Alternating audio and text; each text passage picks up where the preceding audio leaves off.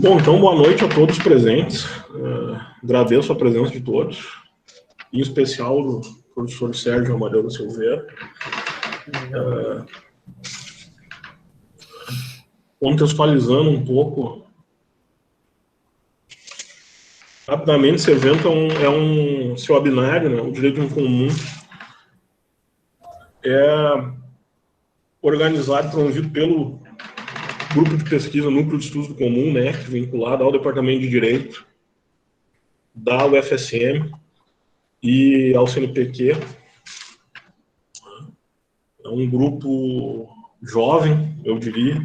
Estamos com mais ou menos 6 meses de atividades, embora intensas já. Então, esse evento também serve para uma apresentação do grupo, de certa forma, e dos assuntos que nós vemos debatendo e conversando a partir dos referenciais que a gente se utiliza, né? Essa perspectiva do comum, mais a partir do Antônio Negro, Michael Hart, ali, mas sem prejuízo de nenhuma outra perspectiva e de nenhuma intersecção, muito antes pelo contrário.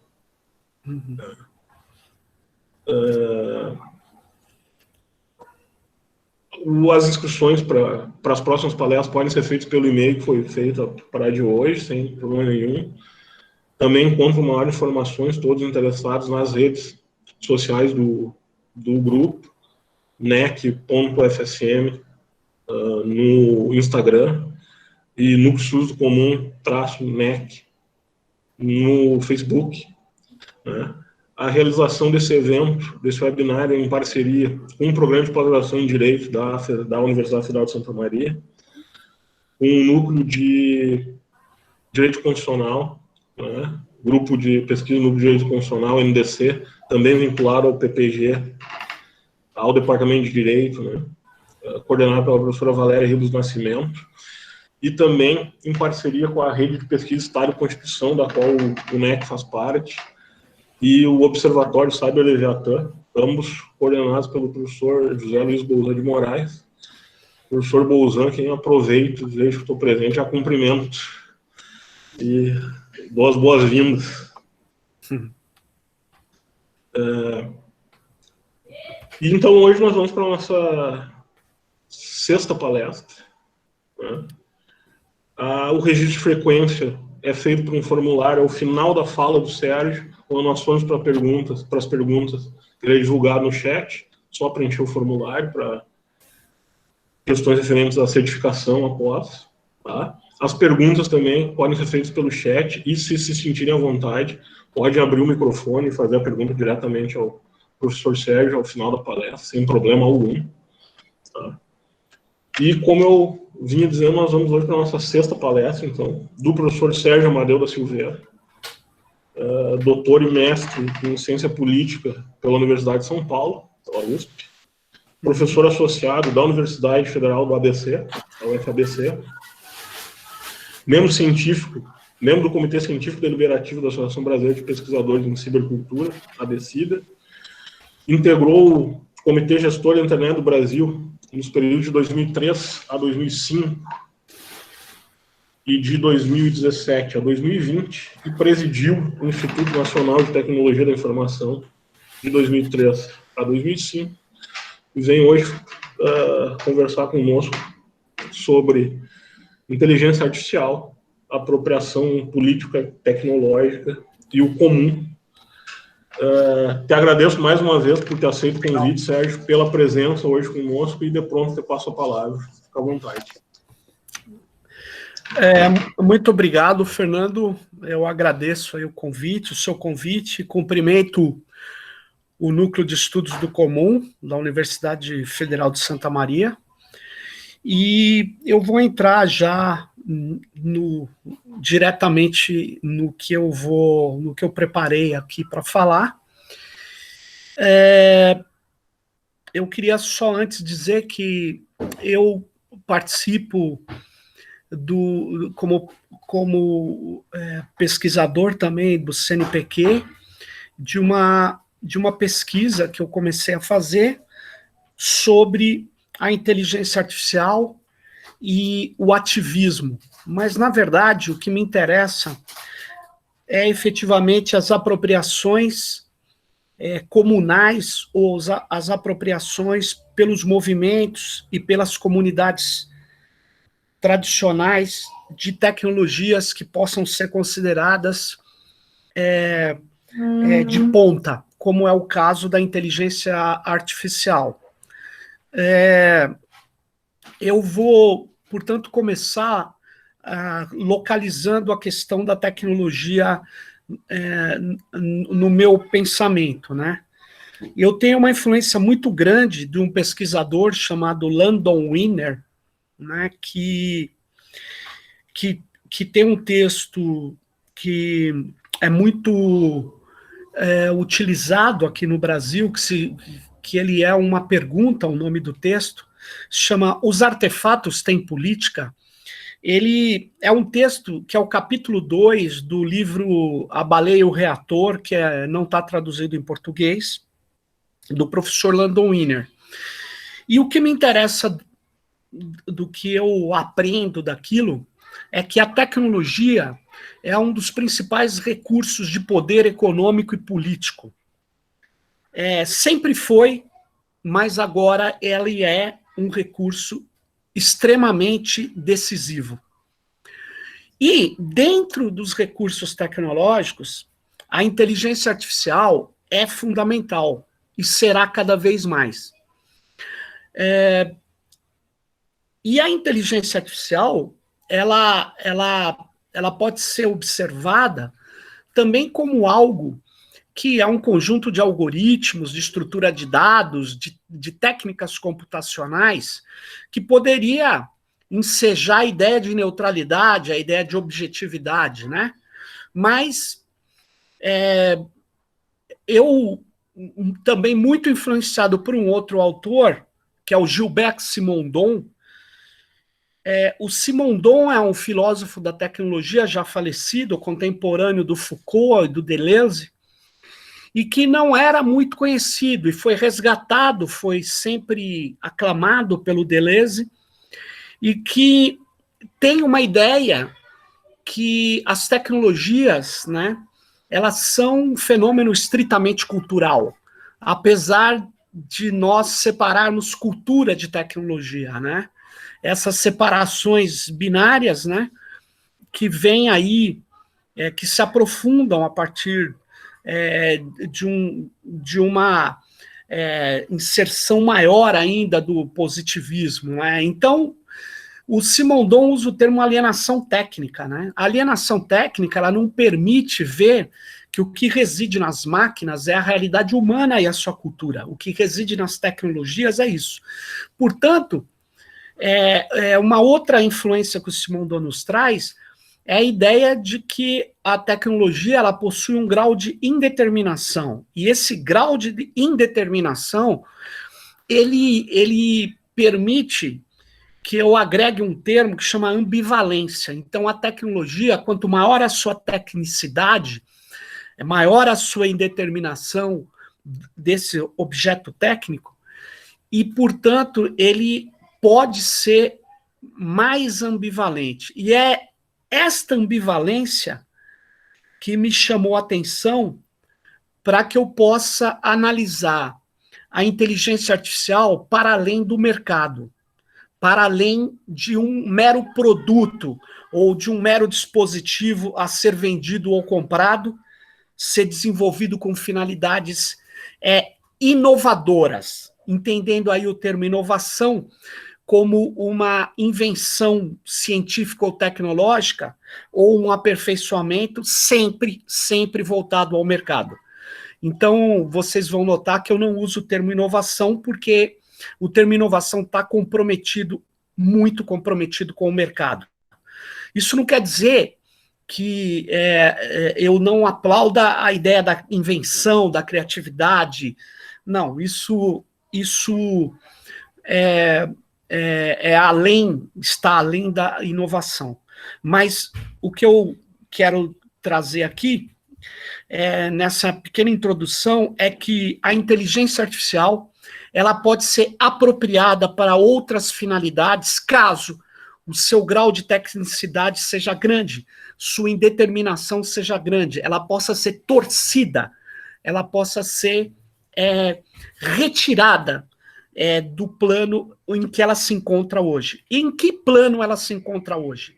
A inteligência artificial é uma palavra, na verdade, bastante ampla para uma série de técnicas que buscam reproduzir a inteligência humana ou a razão, ou modos de pensar que a máquina poderia ter ou que um software poderia ter. Portanto, o que nós temos é que o que está acontecendo praticamente hoje é que você tem, depois eu vou detalhar um pouco, mas o que você tem, o que você chama hoje de inteligência artificial é, em geral, algo em torno do chamado aprendizado de máquina, ou machine learning, que pode ter vários tipos de técnicas, redes neurais, linguagem natural. Na verdade, o que você tem é uma grande coleta de dados que permite que um algoritmo extraia padrões desses dados. E esses padrões são realizados a partir de algoritmos que são modelados estatisticamente, probabilisticamente ou estocasticamente, a depender do que é utilizado para realizar correlações. E essas correlações, elas são basicamente geradoras de padrões e muitas vezes geradora a partir dos padrões de predições. Então, nós estamos vivendo um momento onde é muito comum a naturalização dos dados. Dados, é preciso lembrar, não dão em árvore, não são obras da natureza. Dados nascem sempre de projetos humanos. Para existir um dado, é preciso que exista antes um dispositivo coletor ou criador desse dado. Pense em qualquer dado que você quiser, por favor. Uma imagem capturada por uma câmera que vai passar por um sistema de biometria e de análise biométrica de inteligência artificial, ele teve que ser captado por uma câmera, um dispositivo óptico chamado câmera.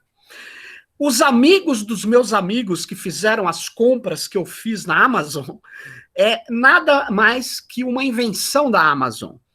Os likes que eu dou dentro do Facebook passam a ser dados e passam a gerar efeitos performativos, mas eles nascem a partir da criação de um botão, que há 30 anos atrás era impossível saber o meu número de amigos. Era impossível. Mas foi se criando diversas métricas. E essas métricas, elas nascem de projetos. Quanto mais as pessoas estão na rede, quanto mais as pessoas usam a rede, o que acaba acontecendo é que essas pessoas, elas são cada vez mais convertidas, tendo as suas ações convertidas em dados, a partir de dispositivos de captura. Esses dispositivos são o alimento da estrutura de dados que, por sua vez, é utilizada por algoritmos de aprendizado de máquina, que é o coração hoje do que chamamos de inteligência artificial. Esse aprendizado, portanto, ele necessita de dados e mais dados. Para você ter uma ideia, se eu pegar um celular e mostrar uma vez para uma criança de 2 anos de idade, se eu mostrar daqui alguns dias um outro celular, um pouco diferente de outra cor, muito provavelmente essa criança vai saber que aquilo é um celular. Mas se eu mostrar só 3, 4, 5 celulares para um algoritmo de inteligência de máquina, ele não conseguirá ver. Quando eu mostrar o 10º celular filmado de um outro jeito, fotografado de um outro jeito, ele não vai conseguir entender que aquilo é um celular. Portanto, para eu fazer, por exemplo, tratamento de imagens com a chamada inteligência artificial, eu preciso fazer o algoritmo extrair o padrão daquilo que ele vai entender como um celular. Portanto, eu vou precisar de milhares de imagens de celular.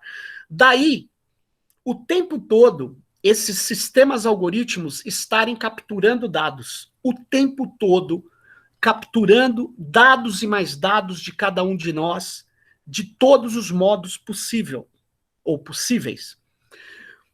E esse processo de conversão de ações, de comportamentos nossos em dados, visa a competição econômica, a concorrência e também a formulação política, a modulação política, mas é principalmente o interesse econômico de grandes plataformas, que se constituíram como os gigantes dessa economia baseada em dados, né? E nesse caso concreto, é que eu queria chamar uma atenção, mas não é o centro da minha exposição, mas eu só vou falar e vou logo me reconduzir para a questão da inteligência artificial e depois para o comum, para as práticas comunais. Eu queria afirmar para vocês que esse processo de conversão dos fluxos da vida em dados, a pesquisadora José Van Dijk, ela e o pesquisador Nick Sniarsek, eles chamam de dataficação. E que também a José Van Dijk fala que, junto com essa dataficação, tem-se o dataísmo e a data violence, ou seja, a crença nos dados e a vigilância total de dispositivos para converter tudo em dados. E, portanto, esse processo, para outros pesquisadores, como a Shoshana Zuboff, ela chama esse modelo de negócios baseado em nos ofertar interfaces, serviços, soluções gratuitas, mas que sejam muito úteis para nós e que nós usamos durante muito tempo essas soluções. Quanto mais tempo estivermos nelas, mais eles extraem dados sobre o nosso comportamento e nossas ações. E é por isso que essa economia da gratuidade, no fundo, ela esconde uma captura do ativo de maior valor econômico, hoje, que são dados pessoais. E que, portanto, gera um capitalismo de vigilância, nos dizeres da Zuboff, um mercado de comportamento futuro, mas que eu prefiro classificar como uma sociedade dataficada e que ela gera, na verdade, para países como o nosso, uma situação de colônia de dados. E aí é preciso explicar isso. Eu vou explicar isso citando só 4 casos.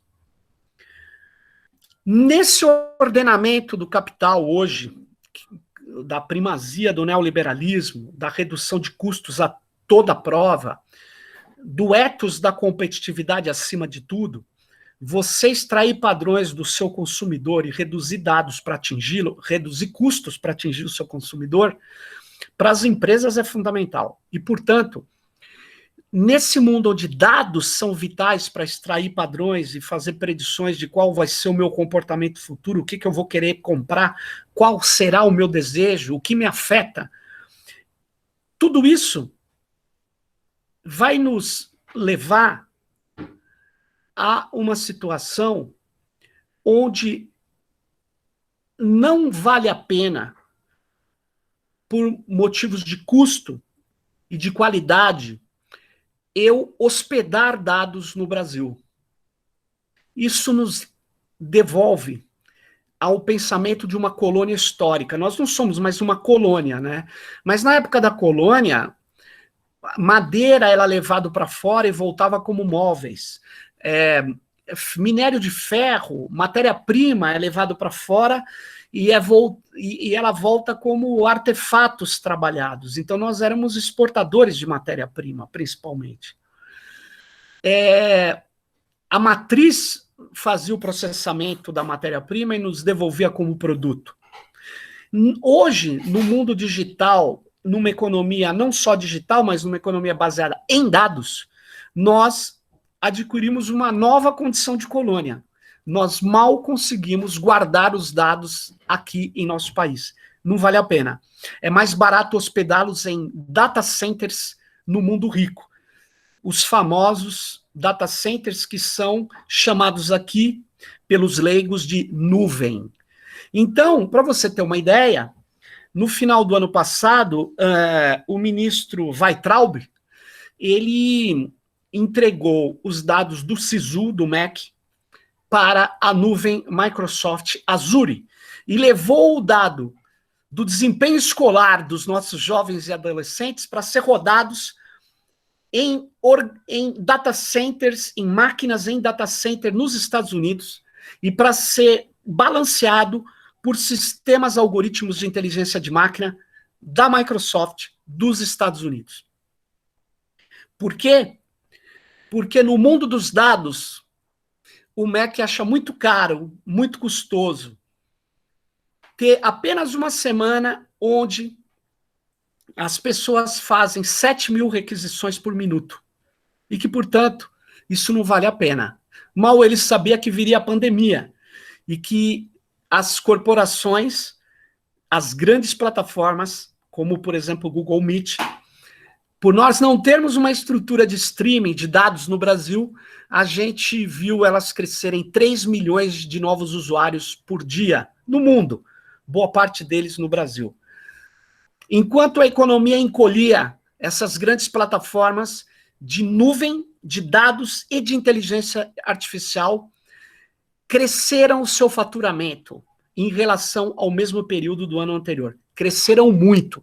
E o setor que mais cresceu foi o setor de inteligência de máquina e de host, de hospedagem de dados. Portanto, na condição de colônia digital, a Petrobras, esse ano, ela entregou também para a nuvem da Microsoft, a nuvem que tem o framework de inteligência artificial da Microsoft, o tratamento e análise dos poços de petróleo do Brasil. Portanto, uma informação estratégica guardada a 7 chaves, agora não é mais nossa, é da nuvem. Ou seja, está hospedado na mão de uma grande corporação americana. E se não fosse o Conselho de Justiça no ano de 2019, desculpe, começou em 2018 e para 2019 o Conselho Nacional de Justiça vetou um contrato de dispensa de licitação, onde o Tribunal de Justiça Maior do Brasil, que é o Tribunal de Justiça de São Paulo, havia contratado um framework de inteligência artificial para organizar os despachos, os processos e fazer um tratamento inteligente da Justiça Paulista. O TJ de São Paulo contratou sem licitação por R$1 bilhão a Microsoft. E o Conselho Nacional de Justiça vetou, com base num argumento muito interessante que eu reputo verdadeiro. Dados sensíveis de brasileiros estariam sendo entregues para uma corporação estrangeira com interesses econômicos no Brasil. Bom, mas se isso vale para o TJ, por que não vale para a Petrobras? Por que não vale para o MEC? Mas, enfim, eu queria chamar a atenção de vocês que os pesquisadores Nick Coldry e Ulisses Merrias chamam esse processo de colonização de dados. Eles chamam isso das grandes corporações converterem tudo em dados. Mas eu trago o pensamento do Aníbal Quijano para falar essa conversão, essa colonização das big techs, de todas as sociedades em dados, na Europa, nos Estados Unidos, na China, no Brasil e nos países pobres, é um pouco pior. Porque aqui, se dados têm valor econômico, o valor econômico não fica aqui, porque eles são processados lá fora. Então, eu dou uma outra conotação ao fenômeno da colônia digital, da colônia de dados. Bom, é nesse sentido que eu queria chamar a atenção de vocês e mostrar que na estratégia de inteligência artificial do Brasil, que teve uma consulta pública feita entre o final do ano passado, dezembro e fevereiro desse ano, no momento onde a academia está de férias, ninguém está prestando atenção, eles fizeram uma consulta pública no Ministério Antigo da Ciência, Tecnologia e Comunicação, que agora foi novamente desmembrado, e essa consulta pública, ela teve a participação efusiva de IBM, Microsoft, Google, Facebook e da famosa Business Software Alliance, a grande aliança das grandes big techs.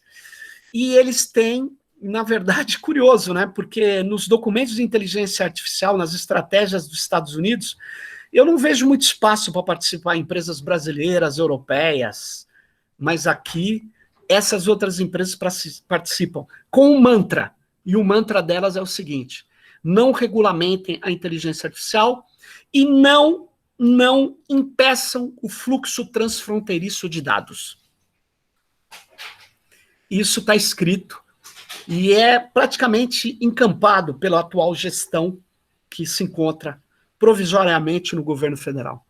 Mas, então eu queria dizer que a inteligência artificial, que mais se desenvolveu no mundo a partir do século XXI, principalmente da primeira metade da primeira década do século XXI, não foi a inteligência artificial simbólica, aquela baseada em raciocínio, aquela do Hall, da ficção 2001 e Odisseia no Espaço, aquela que poderia entrar no seu celular e dominar o mundo, não. A que se desenvolveu foi a inteligência artificial conexionista. A baseada é dependente de muitos dados. Então, por isso que vocês vão ver que essas corporações não param de coletar dados. E por quê? Porque no coração disso tudo, no fim, estão sistemas de inteligência artificial. E aí, esse extrativismo neoliberal de dados para alimentar a inteligência artificial das grandes plataformas, eles, curiosamente, têm um outro lado, que é aí que eu vou para a ambivalência e termino no comum. Tem um lado curioso. Se você for ver, existem vários frameworks, ferramentas, bibliotecas de software, várias estruturas para produção de inteligência de máquina, que são abertas, muitas licenciadas como software livre. Uma delas é o TensorFlow. O TensorFlow é uma biblioteca de software open source, originalmente desenvolvido pelo Google, mas que está disponível. Você tem o Apache System ML, ou o Apache, o sistema de machine learning Apache. O Apache é uma fundação de software livre, mas esse sistema inicialmente foi desenvolvido pela IBM. Você tem o Café, que é um projeto que nasce no doutorado da Universidade de Berkeley e que foi super aprimorado e que permite você fazer aplicações de visão computacional extremamente sofisticadas. Ele é aberto. Você tem o NeuroAuth. O NeuroAuth, ele pode ser usado para treinar redes neurais. Ele também é aberto, ele também tem uma licença permissiva de uso. Você tem o PyTorch. O PyTorch, ele foi desenvolvido originalmente pelo Facebook para capturar trabalho não pago. Google, Facebook.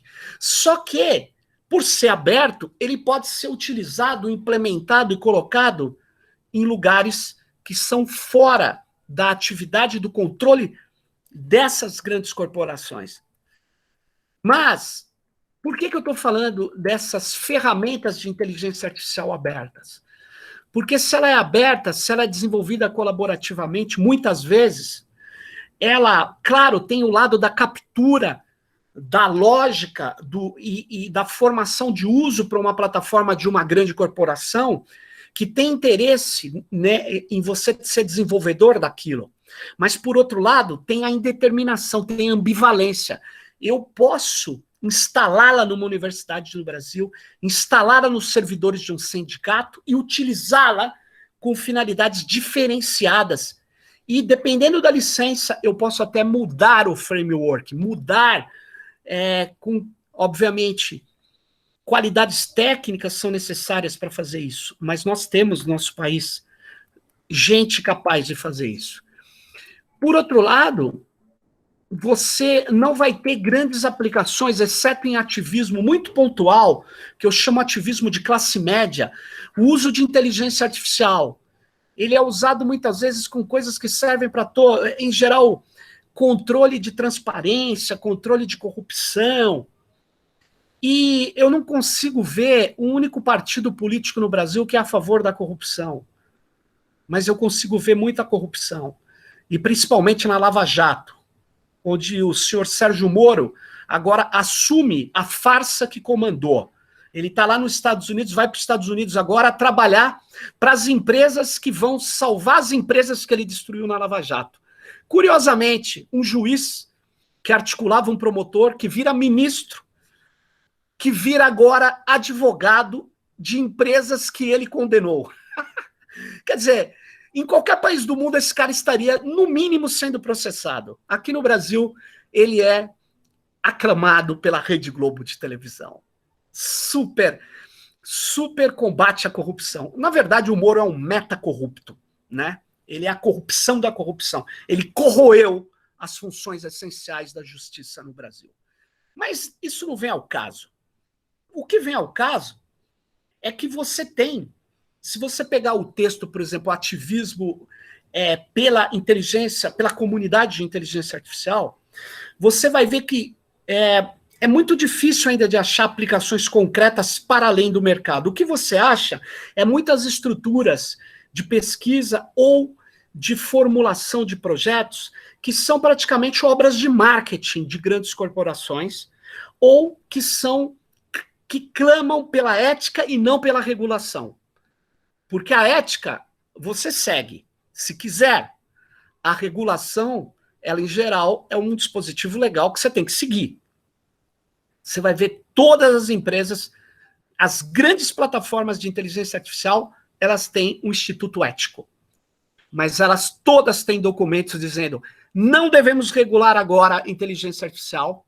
Por quê? Porque isso pode matar o seu desenvolvimento.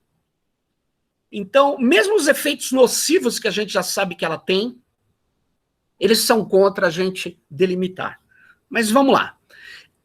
Essas ações da comunidade de desenvolvedores de inteligência artificial, alguns pesquisadores, como o Belfield, ele diz que existe um movimento que chama Open Artificial Intelligence, ou inteligência artificial aberta.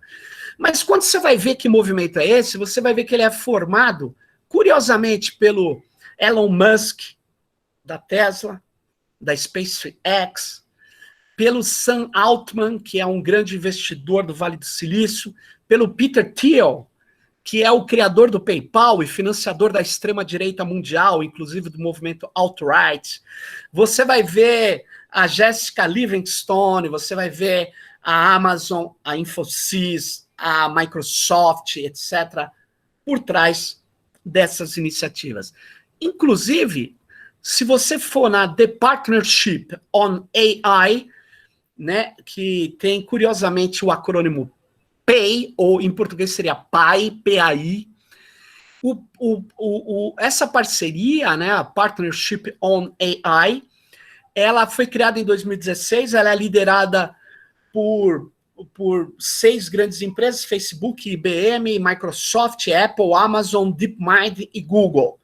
Eles estão em várias iniciativas que seriam o uso responsável e ético da inteligência artificial, mas muito longe de ser um uso comum. Apesar de muitas dessas iniciativas licenciarem ferramentas de inteligência de máquina em open source. E tem um projeto muito curioso, além da Microsoft participar desses outros, ela tem o projeto AI for Good, ou inteligência artificial para o bem, o que semiologicamente nos leva a uma dúvida. Se tem a inteligência artificial para o bem, se eles precisam construir isso, é porque a inteligência artificial não é tão bem assim, né? Ela pode ser para o mal, mas enfim, você vai ter uma ação muito forte da Microsoft a partir de milhões de dólares, 115 milhões de dólares, se eu não me engano, colocados nessa iniciativa. E uma das soluções dela é curiosa, tem várias, né?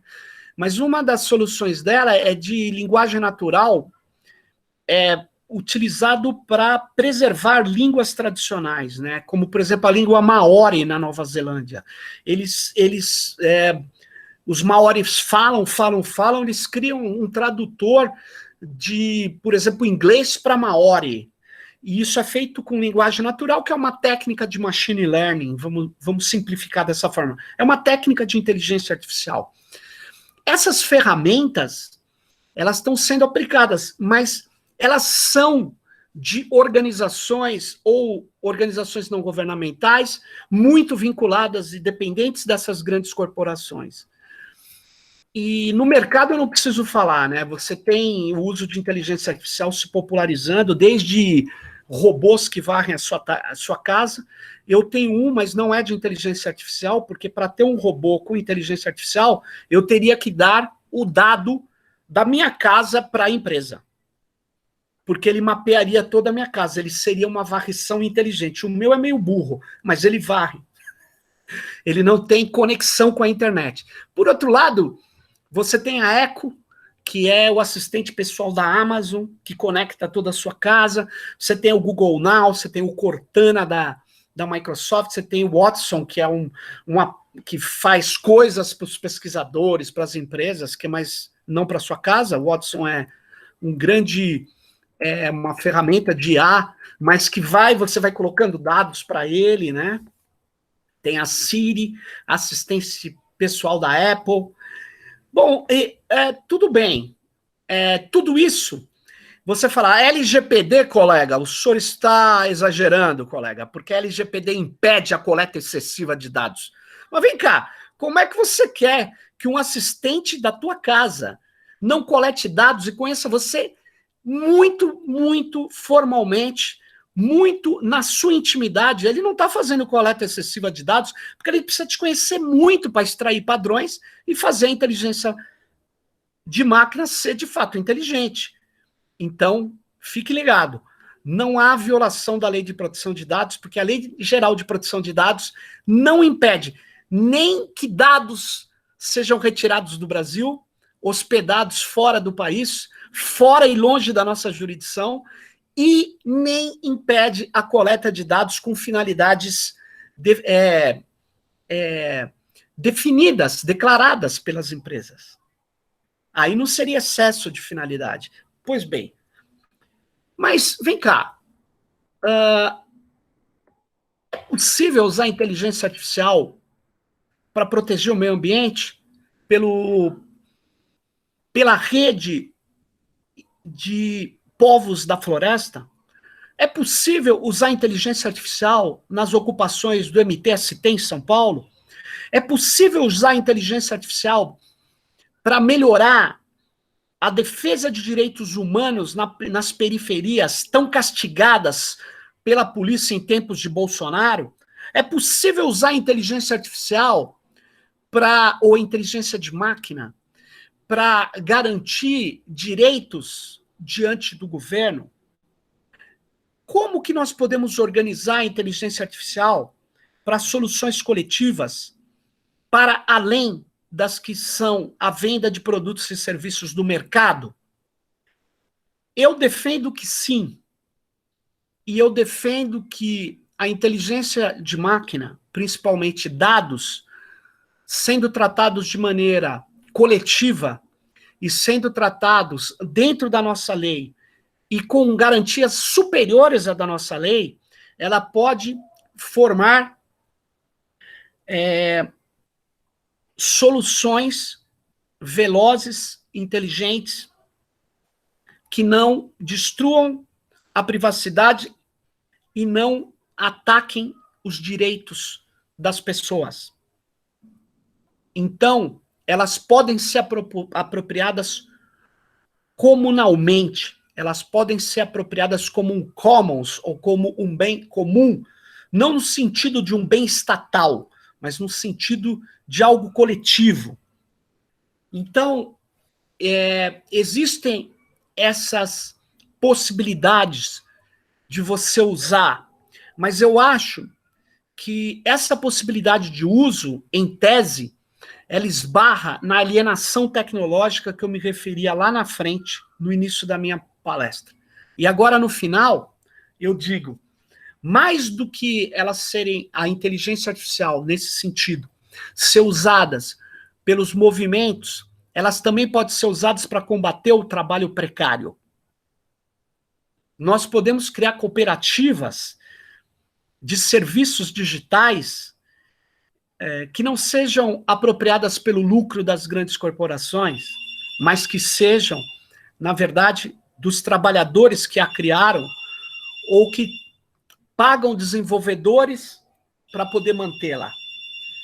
Então, eu queria dizer que quilombos, assentamentos e distribuidores, eles não precisam ficar na mão do Uber Eats. Eles podem criar soluções com inteligência artificial que sejam apropriações comunais.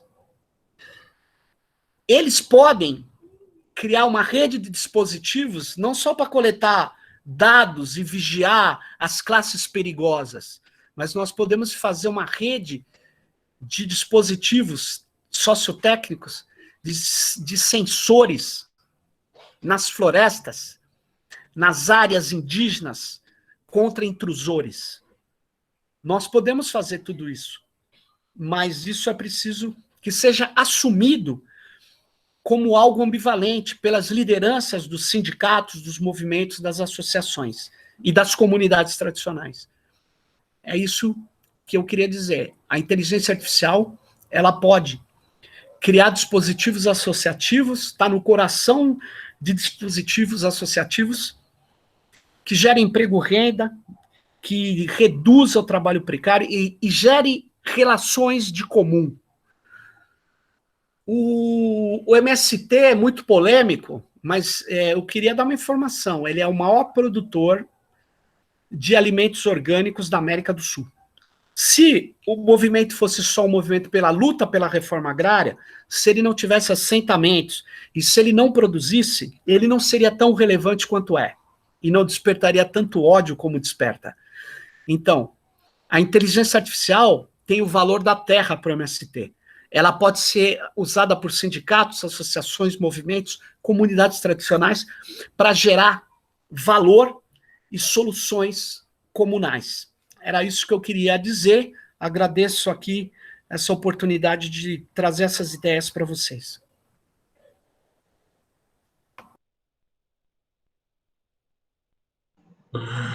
Só, primeiramente, agradecer o Sérgio pela palestra. Acho que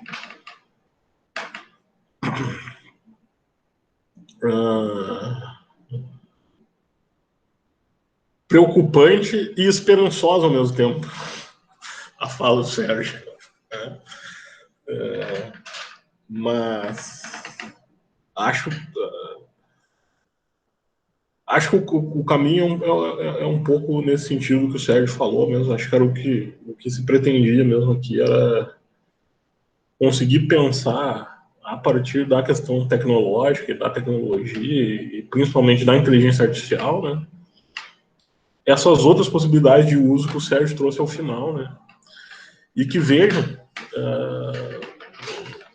se não todos, mas boa parte dos exemplos que o Sérgio deu no final de como se poderia aplicar, né, as tecnologias ligadas à inteligência artificial, machine learning, são, se não totalmente, mas no mínimo tanto quanto ligadas ao direito. Né? A questão de defesa do meio ambiente, comunidades tradicionais, que é algo extremamente debatido, né? Questões relativas a direitos humanos, movimentos sociais, né? O Sérgio falou do MST, do MTST, mas tantos outros movimentos sociais. Né? Os movimentos hoje ligados aos coletivos no país, né? Que há uma explosão muito grande de coletivos, e alguns até fazendo trabalhos nesse sentido. Né? Então, acho que algo desafiador, inquietante, né? E de grande valia para a gente repensar e para a gente pensar, principalmente no direito, que me parece que foca tanto a questão relativa à inteligência artificial, especificamente numa questão que eu trago esse meu incômodo aí, que eu confesso que foi um incômodo que eu tenho que motivou o convite ao Sérgio, ter uma perspectiva diferente do uso de inteligência artificial, do que normalmente acaba falando direito, mas eu não vou monopolizar nada. Depois, se sobrar um tempinho, eu faço algum questionamento para o Sérgio e abro, evidentemente, o espaço para você, seja pelo chat, seja, se quiserem abrir o microfone, fiquem à vontade. Todos os presentes, sintam-se à vontade para aproveitar esse tempo aí com o Sérgio e questionar, buscar o debate, perguntar, fiquem à vontade. Temos uma pergunta, Sérgio, não sei se tu quer ler diretamente, ali fica à vontade. No chat. A pergunta é Kevin Bisonin, é isso, né? Professor, como podemos transformar o mercado tecnológico tão elitizado, visto que são comandados e controlados por grandes corporações, em mais popular, mais consciente e, de fato, em prol do coletivo? Então, é uma excelente pergunta, mas eu não tenho tanta ilusão que o mercado ele vai querer ficar num plano elitizado. E ele nem... Eu vou explicar por quê. O mercado quer criar mais consumidores para consumir os produtos do mercado. Por isso que todo o meu esforço, eu tentei aqui produzir, de superar coisas para o mercado. A minha preocupação não é o mercado, porque quanto mais a gente populariza isso no mercado, mais as corporações penetram na intimidade das pessoas, elas mais ficam fortes. E eu queria dizer que não necessariamente isso é bom, né? Principalmente quando corporações... Eu não tratei aqui, tá? Porque eu tinha que focar nas possibilidades do comum, né? Mas eu vejo, eu até citei ali o Peter Thiel, né? Que é o dono foi o criador do PayPal, eu não sei se ele ainda é dono. Ele, na verdade, quando eu ouço ele falar, ele, além de ser contra a democracia, ele defende uma nova eugenia a partir da tecnologia.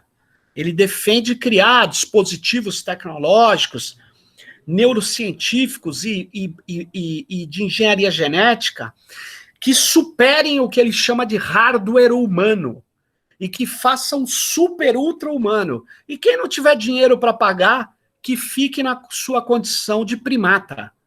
Isso, para mim, é uma nova eugenia. E o medo que alguns pesquisadores têm, ou eles exploram a ficção da máquina dominar-nos, né, a inteligência artificial dominar a humanidade, eu não tenho esse receio. Eu acho que o que a inteligência artificial caminha, o meu maior receio é dessas corporações dominarem cada vez mais as pessoas, né? Aliás, a minha imagem ficcional não é a do Matrix, né, que a máquina domina as pessoas. A minha imagem ficcional é a do Blade Runner, principalmente a segunda versão, que é o policial da corporação. Você não tem nem mais Estado ali, o que você tem são as corporações que dominam, né, o uso das tecnologias a ponto de eliminar os replicantes, né, que não poderiam querer se sentir humanos. Mas, enfim, eu acho que o mercado não ele tem uma estratégia de incorporar cada vez mais as pessoas, né?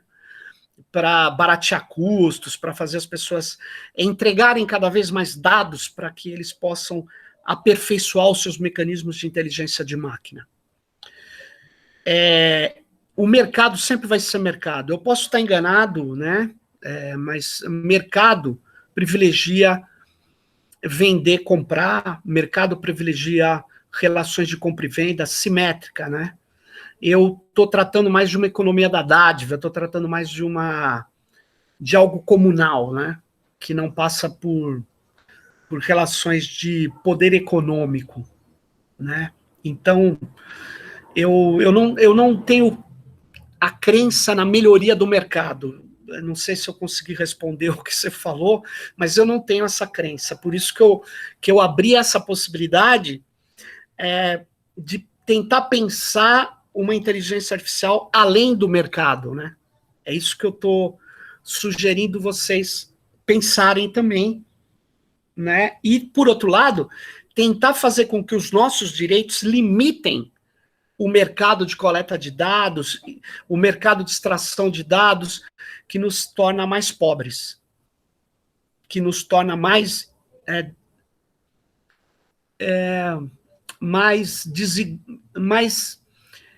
submissos.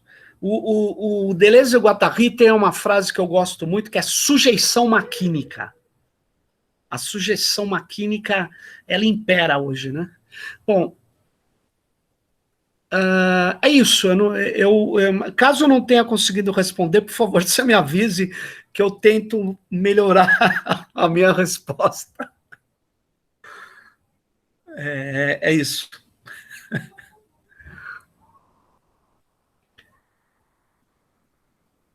Estou à disposição. Tem mais uma ali no chat da Viviana. Eu não estou vendo aqui, peraí. Posso ler para ti se tu quiser. Por favor, por favor. Muito boa palestra. Eu gostaria que você, se possível, falasse um pouco sobre a relação da pandemia com a subnotificação e ou manipulação de dados e o uso político feito dos mesmos no contexto do Covid. Como você visualiza essa relação? Muito boa questão, porque eu queria aproveitar essa questão para falar o seguinte, né? Eu, no começo do ano, estava pesquisando empresas de venda de dispositivos de biometria, que nem eu estava falando para vocês, biometria facial, inteligência artificial, né? E eu achei uma empresa israelense, já conhecida minha há muito tempo, por ser uma empresa de espionagem, que se chama NSO, é uma empresa israelense. E aí o que me chamou a atenção é que essa empresa estava no site dela dizendo assim, mais ou menos, tá? A memória pode falhar, as palavras exatas, mas o sentido eu vou preservar. O sentido era o seguinte: estamos acostumados a enfrentar inimigos invisíveis, terroristas, criminosos, subversivos. Agora vamos enfrentar o pior dos inimigos invisíveis, o vírus. E eles foram contratados por várias governos, para poder fazer aquilo que eles fazem melhor, intrusão nos aparelhos celulares das pessoas, para conseguir saber quem está se comunicando com quem. De fato, aquilo me chamou muita atenção. Eu comecei a ir atrás. Outras empresas fizeram isso. A CipherGate é uma empresa também de segurança digital, espionagem e tal. São empresas. Só para você ter uma ideia, a NSO produziu o Pegasus, que é denunciado por todos os ativistas de direitos humanos na ONU. O Pegasus, inclusive, foi usado para assassinatos políticos, para identificar precisamente pessoas. Essas empresas, durante a pandemia, elas se locupletaram. Elas passaram a ganhar. Por exemplo, o Dória aqui em São Paulo, o governador, meu não, porque eu não votei nele, mas ele é o governador de São Paulo. Foi eleito democraticamente. Esse governador, ele fez uma política no começo que eu até fiquei impressionado. Falei, olha, ele vai enfrentar o Bolsonaro e o negacionismo, né? E fazer o lockdown, mas nunca teve lockdown em São Paulo. Sabe o que ele fez?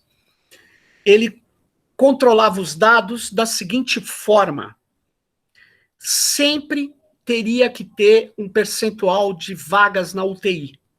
Se esse percentual de vagas na UTI tivesse garantido, ele ia liberando o fluxo de pessoas. Que nós temos pesquisas em São Paulo que mostram onde as pessoas se contaminam é no trânsito para o trabalho. E as pessoas mais pobres, as pessoas que não puderam parar de trabalhar, são as que mais morreram em São Paulo. Só que na segunda onda, quando há um cansaço civilizatório e um afrouxamento das medidas sanitárias, o que acabou acontecendo é que agora não tem vaga quase em UTI de hospital de alto poder aquisitivo. E nós não temos os dados das UTIs mais, por causa da campanha eleitoral, dos municípios. A gente tem de alguns, mas não tem da cidade de São Paulo, não tem exatamente o que está acontecendo. Mas o que nós estamos percebendo, ouvindo especialistas, sanitaristas, infectologistas, é que está havendo um desvirtuamento ou uma omissão dos dados, né? Está se atrasando os dados, coisa que o Ministério da Saúde fez, né? O Ministério da Saúde fez pior, né? Por quê? Porque no começo da pandemia, utilizar todo e qualquer tipo de medicamento para tentar combater o doente, a doença Covid-19, eu acho válido. E eles tentaram usar cloroquina, só que em junho já tinha pesquisas com 96 mil casos analisados por infectologistas que mostraram que a cloroquina é placebo em relação, não tem efeito algum em relação à Covid-19. E o Ministério insiste, o presidente da República insiste. No meu modo de ver, eles cometem crime contra a saúde pública. Eu não consigo entender por que as estruturas judiciais brasileiras não funcionam. Eles cometem crime. Por quê? Porque você indicar... Eu acho que tem até no Código Penal. Você poderia facilmente enquadrar o ministro, o ministério e o presidente da República. Se você induzir uma pessoa a tomar coisas que prejudicam a sua saúde, é um absurdo.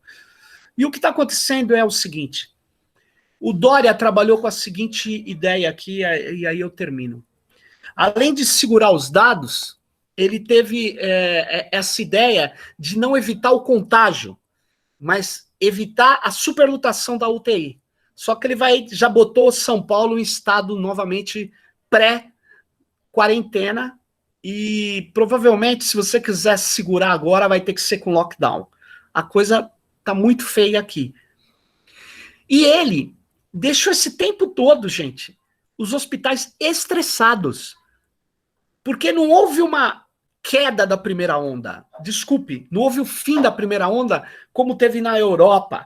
Aqui nunca acabou a primeira onda. Os hospitais estão estressados, os médicos estão estressados, as equipes de saúde estão estressadas.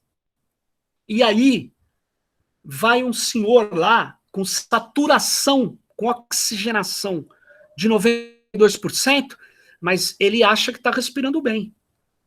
E aí os caras dão uma aspirina e ele volta para casa. Aí na noite seguinte, ele não consegue absorver oxigênio. Aí ele vai direto para a UTI. Se ele tivesse com 95% de oxigenação, tomado oxigênio e sido internado, não na UTI, mas tendo feito fisioterapia, ele não chegaria à UTI e não seria entubado, e muitos não morreriam. Mas o sistema de saúde público está estressado.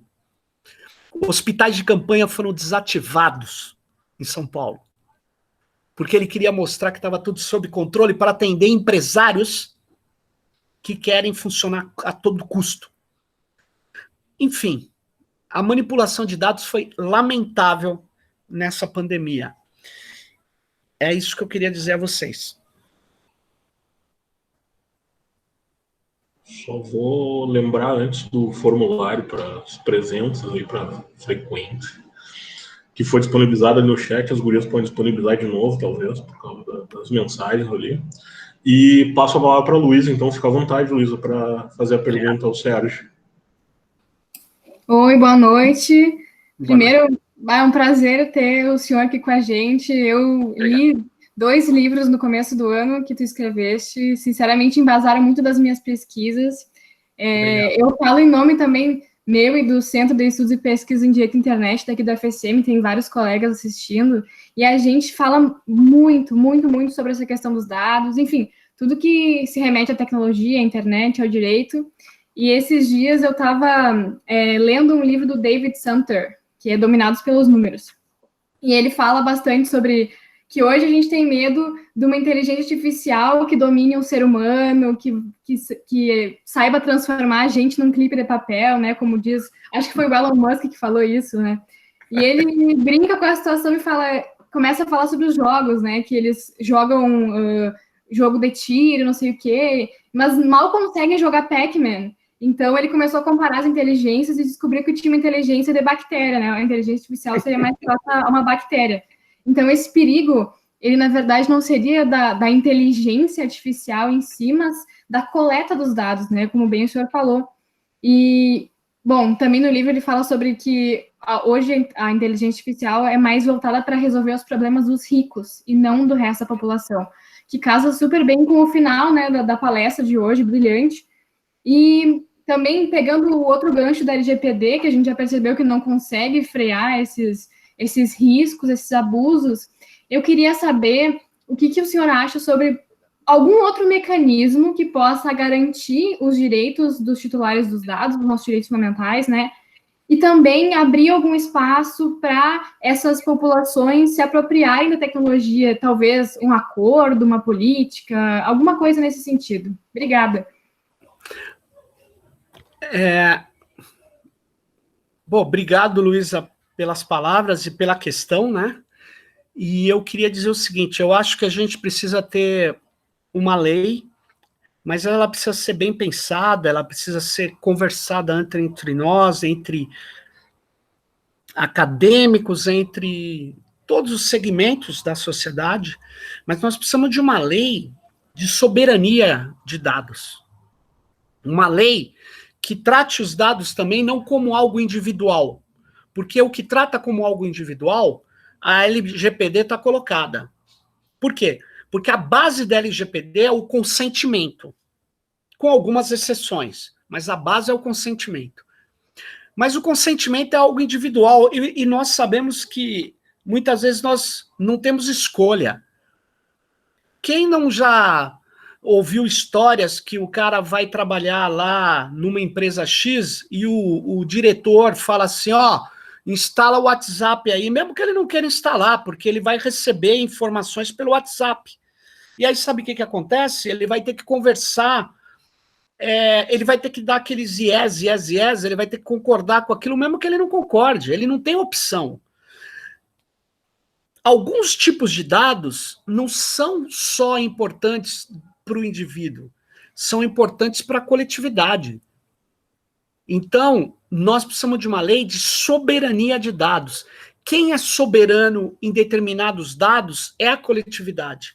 Dados sobre o desempenho escolar dos nossos alunos, não, primeiro que são crianças não têm, até onde eu sei, total condição de decisões que tem um adulto na nossa estrutura jurídica. Agora, a sociedade deve proteger as crianças. Os dados das crianças são dados da sociedade. Pode comprometer o futuro dos adolescentes, das crianças. Então, eu estou dando um exemplo de que dados de segmentos sociais são dados que precisam ser protegidos coletivamente. E quem tem soberania para decidir sobre o que fazer com os dados? Essa que é a questão. Quem tem soberania para decidir sobre como aplicar dados sensíveis? Então, eu acho que nós temos que ter uma lei, que é uma lei de soberania de dados, uma lei de soberania tecnológica, uma lei onde a gente coloque restrições ao fluxo transfronteiriço de dados. E aí tem que tomar cuidado com o discurso falso. Qual é esse discurso? Os norte-americanos vêm aqui e falam, vocês querem impedir que a internet funcione. Eu não quero proibir nenhum metadado, nem dado que esteja disponível na internet. Nenhum. Eu quero impedir que os dados da biometria dos brasileiros sejam levados para os Estados Unidos, como queria o Sérgio Moro. Eu quero impedir que os dados das nossas crianças, do desempenho escolar, cara, de uma menina ou um menino, seja entregue para as corporações e negociados no mercado secundário norte-americano, onde não tem LGPD. Então, eu quero impedir que dados da nossa face sejam coletados por essas plataformas. É isso que eu quero impedir. Isso não tem nada a ver com o funcionamento da internet. Aí os americanos vêm com outra coisa. Isso viola a livre iniciativa. Quem viola a livre iniciativa são eles, na questão do 5G. Só que quando eles querem, pode violar a livre iniciativa. Nós não podemos pôr limites ao fluxo transfronteiriço de dados? Podemos. Nós precisamos da soberania de dados. Então, eu gostaria, Luísa, de colocar esse ponto de vista. Eu acho que nós temos um trabalho de formulação jurídica pela frente, legislativa, e que requer consistência jurídica. Então, tratar que tipo de dados são commons, que dados que não podem não ser, que tipo de dados são do coletivo, são da sociedade, que dados não são, porque o que está acontecendo hoje é que quando você usa o tratamento de dados, por exemplo, no governo federal, a palavra número 1 é economia, reduzir custos. A 2 é combater fraudes. Logo, nunca é para... a 3 é qualidade, mas veja bem, ela nunca chega na qualidade do serviço, porque o que eles querem é diminuir a base de atendimento do Estado. Por isso que eles estão unificando a base de dados, do meu modo de ver, de modo inconstitucional, no meu modo de ver. Mas o Paulo Guedes é o super-ministro e ele tem cobertura daquele cara do Procurador-Geral da República, que não, na minha opinião, não age da maneira devida. E o STF tem muito problema, né, para resolver. Ele não consegue enfrentar muitas questões. Enfim, eu acho que a gente tem que entrar na formulação legislativa. A Lei Geral de Proteção de Dados, ela tem, inclusive, coisas assim que não tem na lei europeia, que é, por exemplo, dar um poder descomunal ao mercado financeiro no Brasil. Isso não existe na legislação europeia, que inspirou a legislação brasileira. Não existe. Aqui, por exemplo, você tem o cadastro positivo. Isso não existe. Isso não existe. Nem nos Estados Unidos existe, porque lá as leis são estaduais. Nem na Europa, mas aqui tem, devido à força dos bancos. Enfim, eu queria colocar essas questões. Eu não sei se eu respondi, mas eu defendo essa lei de soberania de dados. Excelente, Flor. Muito obrigada e parabéns de novo. Obrigado. Temos o Henrique inscrito, fica à vontade, Henrique. Obrigado, Fernando. Então, boa noite a todos e a todas. Professor Sérgio, um prazer ouvi-lo falar, assim, numa live, né, porque eu acompanho o Tecnopolítica, então sempre ouço lá, bom demais, os textos também que o senhor escreve, então parabéns por tudo e também pela fala de hoje. A minha dúvida, na verdade, assim, seria mais para te ouvir falar mesmo, assim, porque esses dias eu estava lendo aquele livro da Boitempo, chamado Tecnopolíticas da Vigilância, e aí tem o capítulo lá da Shoshana Zuboff, que é aquele artigo chamado Big Other, né, onde ela faz até uma relação bem bacana, né, de Big Brother, Big Other e tal. E aí, eu sou de outra área, eu sou da sociologia, eu vi sua publicação no Twitter e aí eu encontrei a fala aqui, então, eu sou aqui do Paraná, do programa de doutorado da UEL.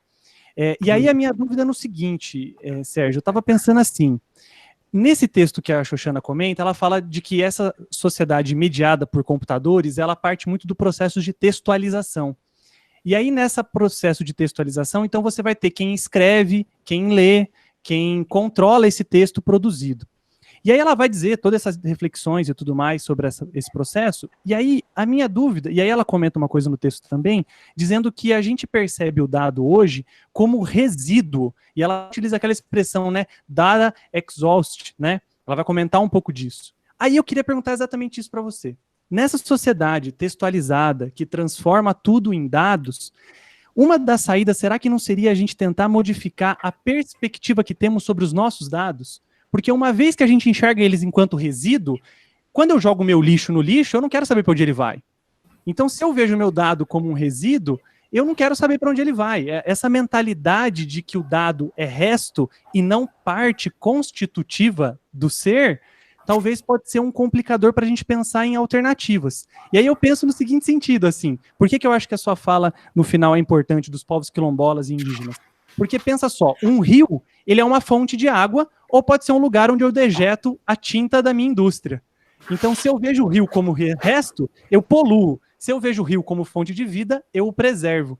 Então, acho que pensar nisso, assim, queria que você falasse um pouquinho da mudança da perspectiva no dado, no caráter dele, assim, mais ou menos isso. Mas, de qualquer forma, sim, é isso aí. Não, legal. Obrigado aí, viu, pela sua colocação, Henrique. Você resgatar o The Big Order, né, é muito importante, porque, de fato, eu temo que dado não é nem considerado resíduo aqui. Ele não é percebido muitas vezes, né? Porque o resíduo, de certa maneira, você percebe. E muita gente vai tomar um certo cuidado com o resíduo, né?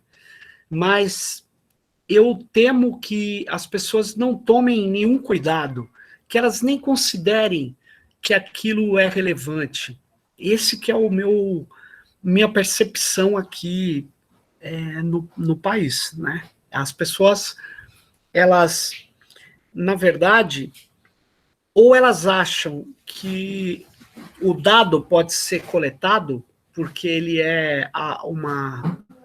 ele está aí à disposição, e as pessoas não percebem aquilo que você falou. O dado, dependendo do dado que está sendo coletado, ele coloca o seu ser em vulnerabilidade diante de um outro, do grande outro, né? Essa que é a questão. E eu penso que é preciso que a gente tenha um cuidado ao discutir isso, porque a gente, não querendo ser contra o exemplo do Rio, eu acho que ele é muito legal o que você traz, porque talvez essas questões ambientais, se a gente conseguir trazer para discutir dados, a gente melhora essa tese que eu estava falando da soberania, inclusive. Por quê?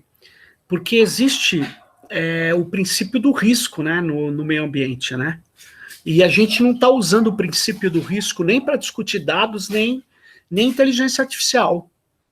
E eu acho que tem uma série de princípios que valem para o direito ambiental que a gente precisa vê-los aplicados nessa área dos dados, que quando você traz o exemplo do Rio, né, por mais que eu ache que aqui as pessoas não estão pensando em resíduo, né, mas eu acho que o exemplo do Rio é assim, você tem uma torrente de ações sendo feitas e os dados sendo capturados. E esses dados podem gerar coisas absurdas, né? Eu não temo nem pelo dado em si capturado, registrado assim. Sérgio Amadeu abriu a porta às 18h15, mas eu fico imaginando como eles trabalham os cruzamentos futuros desse dado com outros dados. Então, tem gente que não vai ter o seu currículo analisado numa empresa e nunca vai saber por quê.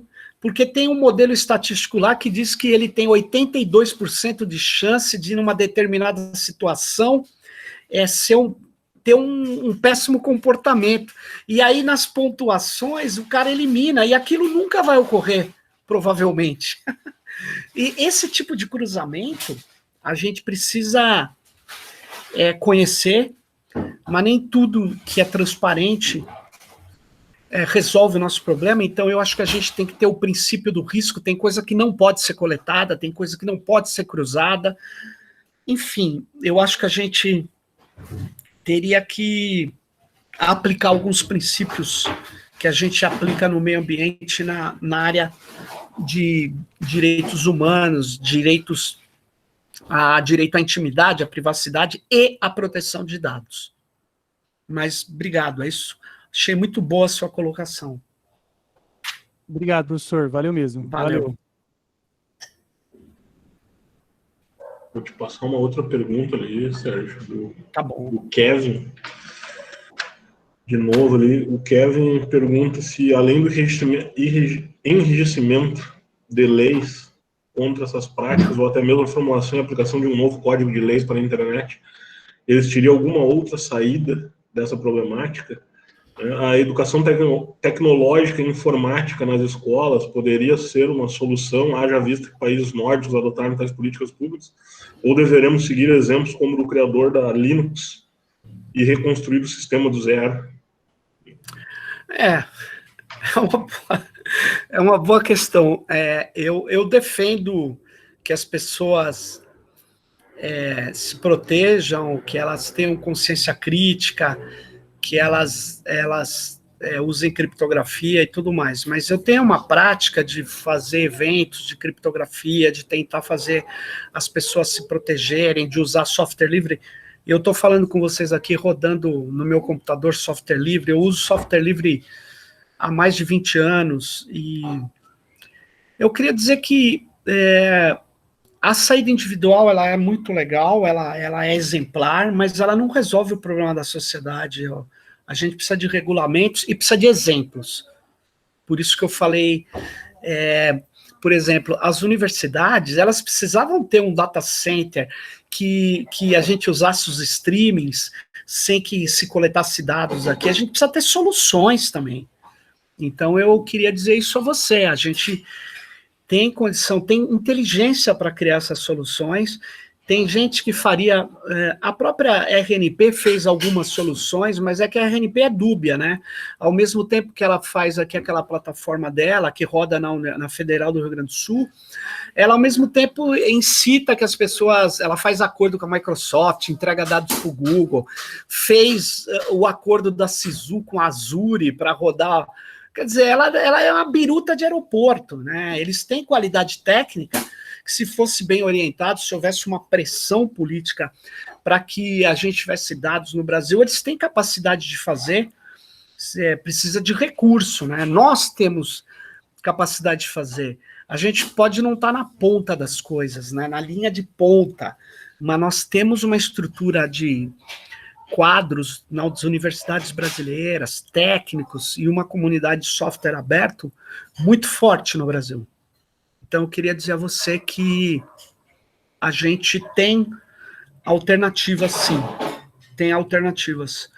O que pode não estar acontecendo é que a gente está numa lógica muito premida pelo tempo, né? Então, a gente fica correndo atrás do prejuízo, e eu acho que a gente vem inverter essa lógica, né? Principalmente em questão de tecnologia. A gente deveria invertê-la. Mas a sua questão é crucial nesse momento aqui.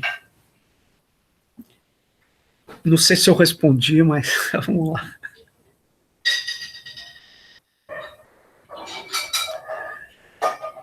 Tem uma aqui, obrigado, Kevin. Tem uma aqui da Karine, é isso? Professor, estou iniciando minhas pesquisas sobre uso de dados, especialmente no que tange aos interesses econômicos de predição dos comportamentos do consumo dos usuários. Teria algum livro, autor que aborde esse tema em especial? Livro específico que trata de predição. Eu acho que você tem o do Frank Pasquale, né? Que é The Black Box Society. Eu acho que não sei se você já leu, você deveria ler. Ele não tem em português, mas você consegue ter ele acessível na internet. The Black Box Society, né? A Sociedade da Caixa Preta, né? Tem um outro livro que é o último livro da Shoshana Zuboff, que o Henrique estava falando do paper dela, mas ela tem um livro que explica muito bem a ideia da predição ali. Eu não concordo com toda a análise que ela faz, né, mas é um livro muito, muito interessante.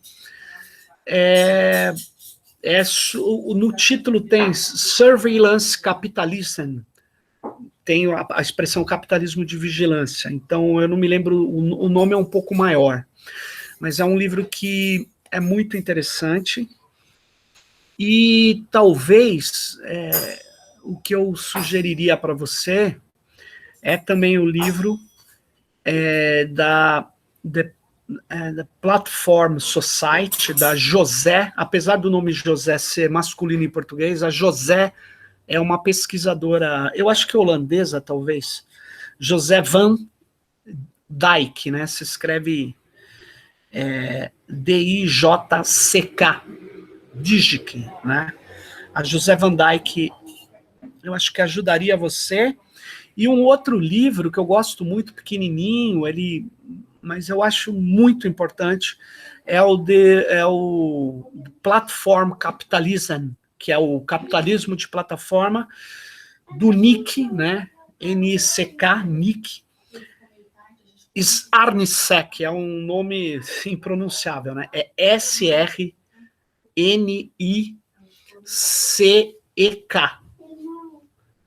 Srnicek. É tcheco, se eu não me engano. Alguns falam Charnicek, enfim. Eu acho esses livros interessantes. E se você buscar papers, você vai ter papers específicos sobre o que você está pesquisando. Papers, não livros, né? Pode ter um outro livro, mas eu desconheço. É isso aí.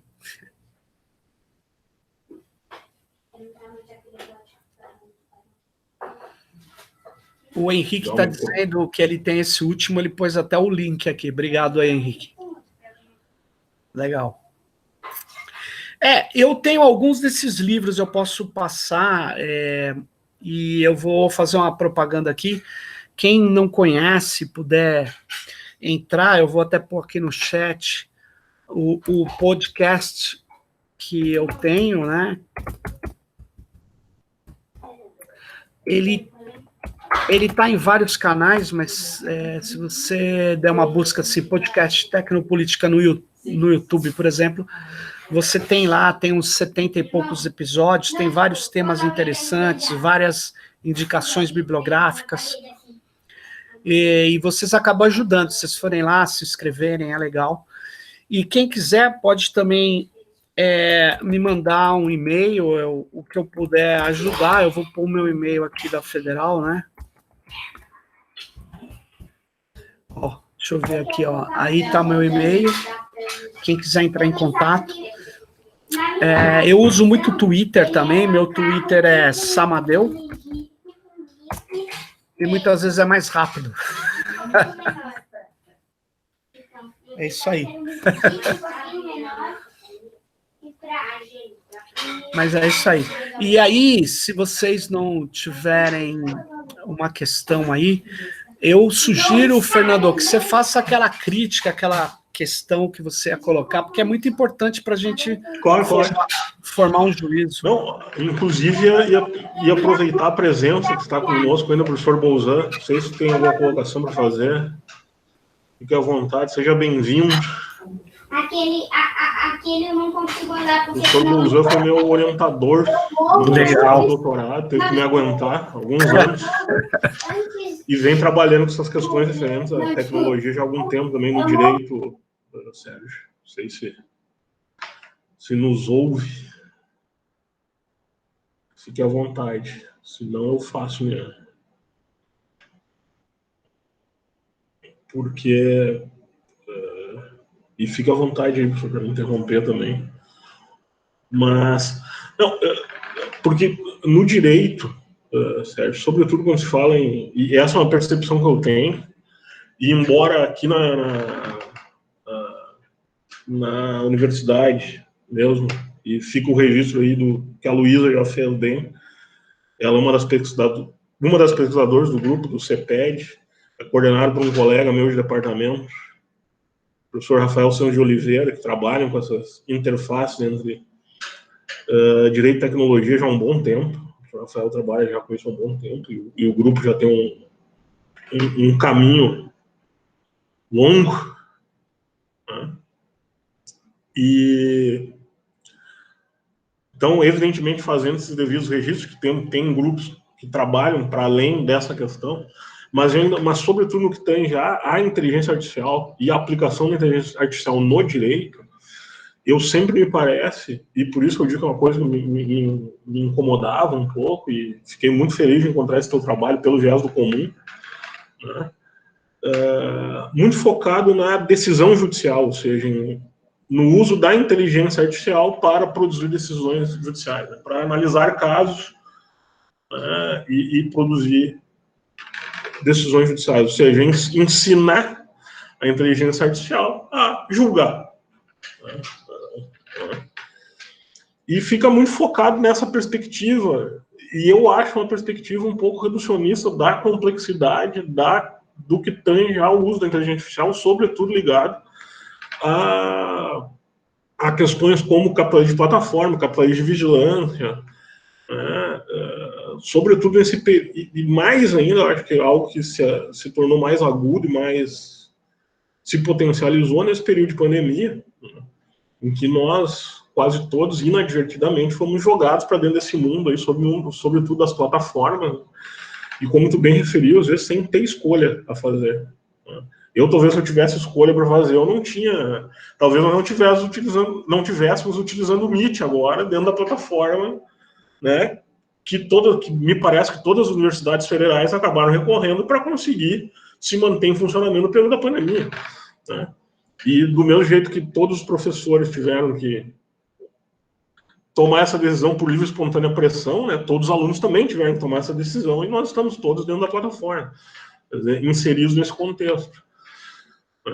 Então, essa discussão sempre da questão de é possível ensinar robôs a julgar ou não é, eu acho importante, não estou aqui dizendo que não é importante, né? Porque é utilizado, e a inteligência artificial é utilizada no direito, não só pelo Estado, no caso, no que tange ao julgamento, mas por grandes escritórios hoje, por grandes corporações, etc, etc, etc. Então, não é negar isso, mas não reduzir a discussão a isso, ao uso da inteligência artificial no direito, a essa questão específica, né? Tendo uma possibilidade de se pensar o uso da inteligência artificial dentro de outras perspectivas, como, por exemplo, a questão dos movimentos sociais, como tu bem referiu, questões referentes a direitos humanos, né? A uma maior proteção de dados, a uma comunização de dados que sejam possíveis de ser tratados como comum, evidentemente, né, dentro do que falaste, porque evidentemente tem dados que não devem ser tratados como dados comuns, mas alguns devem ser tratados e podem ser tratados e podem gerar, justamente a partir desse tratamento como dados comuns, podem gerar produção do comum, né, ou mais produção do comum dentro de uma perspectiva direta do comum, né, de produção social, né? Então, acho que tem outros viés aí que não esse específico, né? E a outra questão de alguém que é do direito, aí, né? E que, não que eu não ache a questão da regularização, ou da regulamentação, sobretudo de fluxos transfronteiriços de dados, como o Sérgio bem trouxe, né? E de uma política de dados bem definida, ou de uma soberania de dados, né, nessa perspectiva, eu sou um pouco descrente do direito, né? Eu fui pesquisar outras coisas, ler outras coisas, e trabalhar com Negri, com Hart, com outros autores, com Deleuze, com uma série de autores aí, com, né, Foucault e outros mais contemporâneos aí, Maurício Lazarato, né, e alguns autores mais recentemente ligados às tecnologias, né, Fernanda Bruno, a própria Shoshana Zuboff e outros autores, um pouco por causa disso, por sentir que talvez no direito a gente não vá, talvez, encontrar hoje o que a gente procura, né, justamente pelo direito, em certa medida, está inserido nessa lógica do capitalismo de plataforma e do capitalismo de vila, mas sobretudo da produção de dados como produção de capital, né, e não como produção de outra coisa, e talvez ele esteja mais interessado a regulamentar ou a garantir isso, né, do que a regulamentar o acesso e o uso devido, digamos assim, dos nossos dados. Isso é o que me parece, assim, não que não tenham...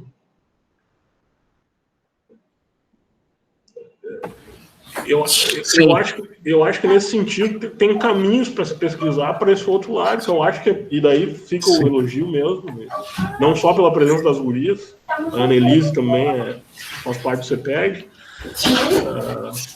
mas há pesquisas como a do CEPEG, o próprio professor Bolzan, que vem desenvolvendo pesquisa nesse sentido, de se descolar um pouco dessa perspectiva, né, de tentar buscar outros caminhos aí, né, que não necessariamente uma regulamentação... Claro, e também, talvez não uma regulamentação jurídica tradicional, né? Tem uma perspectiva tradicional do direito, do ponto de vista de produzir leis tradicionalmente. Né? Normalmente o direito produz leis, né? Com uma prevenção de completude, de abarcar tudo que é possível, etc, etc, etc. Sim. São mais essas inquietações, Sérgio, até se tu puder, se quiser. Eu gostaria, assim, primeiro eu queria te dizer o seguinte, eu concordo pleno, eu não tenho essa perspectiva que o juiz teria que ser uma máquina, eu não confio em máquinas julgando, eu queria deixar isso claro. O que nós temos visto quando se usa aquele software da Compass, né, que nos estados americanos são distorções, é racismo algorítmico. O Tarcísio, que é meu aluno, ele pesquisa, por exemplo, as estruturas de racialidade que estão na nossa sociedade, elas são replicadas e alargadas, muitas vezes superdimensionadas pelos sistemas de inteligência de máquina. Então, eu acho um absurdo. E eu fiquei muito feliz, que aí veio a pandemia, o meu grupo de pesquisa estava em contato com os juízes aqui de São Paulo, a Justiça Federal, porque eles descartam o uso de inteligência artificial para julgar, mas eles queriam utilizar junto com as universidades para poder enfrentar os sistemas dos grandes escritórios, que estão fazendo uma coisa que eu não sabia, né? Eles burlam, eles fazem 1000 petições escritas por robôs de um mesmo caso. E isso atrapalha, então cai em várias varas. Então, aqui o juiz deu a garantia que eles queriam, continua. E eles têm que ter um sistema para pegar esses 1000 processos e unificar em um só. Isso é um trabalho chamado de linguagem natural. Isso é uma prática correta de uso de inteligência artificial no judiciário, que é em defesa da sociedade, no meu modo de ver, né? Mas eu concordo, então, essa primeira questão. E a segunda, sobre o regulamento, eu só queria insistir o seguinte, eu, durante muito tempo, aliás, fiquei muito feliz de você falar do Lazzarato, porque, para mim, é o autor que mais me inspira, é o Maurício Lazzarato. De todos eles, é o que eu tenho mais... Eu tenho mais apreço, eu acho que me faz refletir muito. Mas, enfim, por outro lado, as soluções micropolíticas ou soluções só no terreno, não no terreno de uma política do coletivo, eu acho que ela tem que ser feita afirmativamente com construções de arranjos tecnológicos e arranjos comunais. Eu faço isso. As nossas comunidades fazem isso. Data centers comunitários, redes federadas, a gente tem vários... Mas isso é para experimentos, para ter como mostrar que isso pode ser possível. Por outro lado, eu chamo a atenção que nós não podemos deixar as corporações fazer o que quer com a sociedade. Daí que eu falo que é preciso ter noções de regulação, talvez mais arejadas, né, que não são só regulação que o juiz vai decidir, que tem um comitê partilhado com a sociedade civil, tem vários jeitos da gente bolar e limitar as plataformas. elas são muito poderosas. É uma limitação que eu concordo com você, que é uma limitação que sempre vai ser burlada, né? Porque é do poder econômico. Eu não tenho a visão da Shoshana Zuboff, eu não sou capitalista, eu não tenho a ilusão. Ela tem a ilusão, tanto é que ela combate o capitalismo de vigilância. Eu não, eu combato o capitalismo. O capitalismo sempre será de vigilância. E ele se estruturou em plataformas hoje, né? Mas eu queria só dizer que eu concordo, mas eu chamo a atenção da necessidade de regulação também. Eu acho que é um tripé. A ação crítica, nossa, individual, a ação coletiva, que é muitas vezes de fazer plataformas, fazer disputa na tecnologia, com tecnologia, e o terceiro, a disputa política de regulação, que eu digo de leis, né, de disputa política mesmo, no parlamento e enfim. Eu queria agradecer muito, viu, Fernando? Eu até troquei uma mensagem aqui com o Bolzan. Parabéns aí, Bolzan, pelo grupo também. Queria cumprimentar você e todas e todos que estão aqui, mas eu vou precisar sair agora, porque eu estou direto desde manhã aí na... Não, já íamos aí para o encerramento mesmo, porque já... Obrigado. 15 para as 9. Eu que te agradeço de novo, Sérgio, por ter vindo, por ter aceito o convite, por estar conosco. Legal. Agradeço a presença de todos também. E vamos ficar em contato para produzir. Claro, vamos sim. Vamos sim. Pessoal, obrigado. Valeu, vou sair. Até mais. Tchau para vocês. Até. Agradecer mais uma vez a presença de todos e semana que vem temos novamente, na terça-feira, a professora Raquel Recoeiro. As informações estão nas redes sociais, como eu já havia falado, fiquem à vontade. A professora Raquel também lida com essas questões referentes à tecnologia e vai falar sobre redes sociais, desinformação e os riscos à democracia. Então, fiquem mais convidados. E muito obrigado pela presença de todos. Então, encerramos hoje a palestra do Sérgio. Excelente.